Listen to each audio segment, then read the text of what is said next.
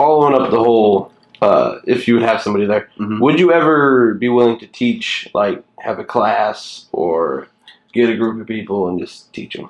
I've been asked to talk to classrooms at like tech universities and things like that. It's like trade school universities, like vocational stuff. And I never really followed up on it. I don't really. I know that the students would probably know more about it than I would, but I have a lot of experience, so I think it would be cool to like share that, even if it's how to not do something. I mean, I could probably share that too. This is true. Don't smoke crack. So you could basically tell them what not to do more than what to do. I know this. I learned a lot about what not to do. Like, don't just take 40 mini DV tapes from some asshole here in California and edit it on a whim for $5,000. I could tell the classroom, don't do that. So this is all...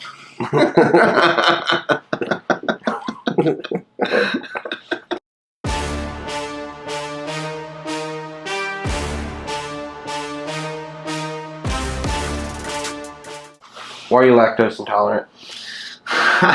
It's not by choice. When I was little, I used to go to high school, or I would go to school with like the worst stomach aches, but I would always eat cereal in the morning, and I was just like, when you're a kid, you never think about that. I have the worst shits, stomach cramps and the shits.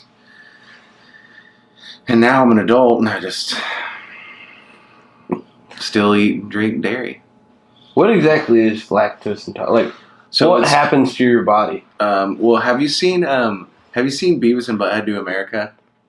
Where he's they're on the bus. You know what Beavis and Butthead is? Yeah, I know. So they're on the bus to Vegas, and they got the old couple on there, and Beavis is like, I poop too much, and she's like, maybe you're lactose intolerant, and he's like, no, I poop too much.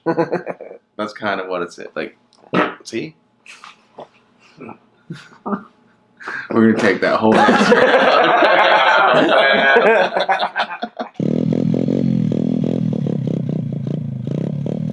Okay. So throughout when you started, was this a whole, you taught yourself on everything, filming and editing? There was no looking it up, or was there? No, there was no looking it up. So I remember when I first got my editing computer, it was completely for editing. It wasn't just a computer that had some editing software on it, because I had about 2 or 3 before those. I had a Mac that had Final Cut 7.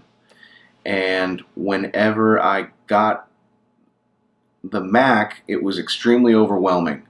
Like, I opened it, I didn't ever know how to use a Mac, I never owned one.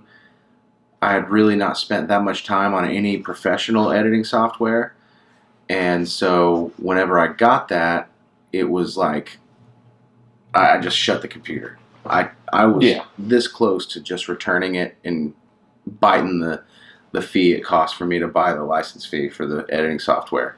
That's basically what I did. Really? I didn't go return it. Yeah. But I purchased, because I use iMovie. Yeah. It's free. Yeah. Then I purchased a expensive one that would be like a step up from it. For sure. But after I looked at it and tried to do it, I was like, I don't know this. I closed it. Went right back to iMovie. Well, you'll have to open it back up and give it a shot, because after about a month, I was like, I was so driven and I was motivated.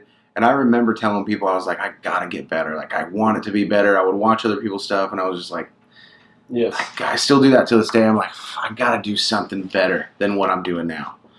Like, I gotta do something better tomorrow than I did today. You know what I mean? Yes, I know exactly what you mean. Quality-wise or idea-wise.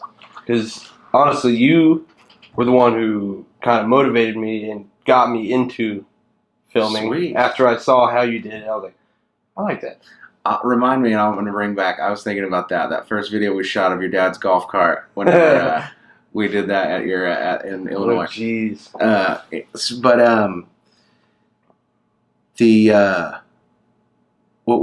Go back real quick, what was it? Oh, self-taught. So yeah. Yes.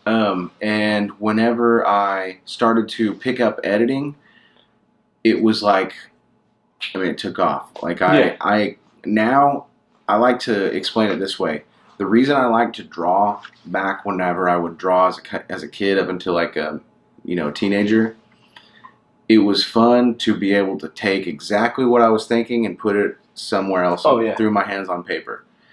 And it's the exact same way with me in editing video, because I can go out and film something, and 99% of what I have in my head, I can frame up, focus, light, for the most part. Like, there's some stuff you just can't get done. But like the framing and everything, and the idea and the music and the sound effects and just the overall story and tone, it's fun to think of that, and then the next day it just be right there in front of you.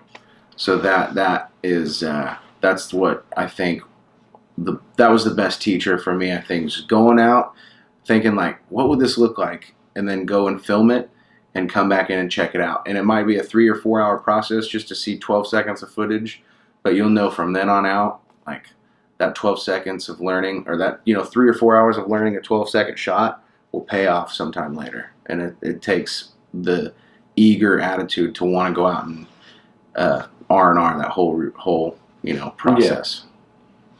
That's all it's done, dude. Happy Halloween.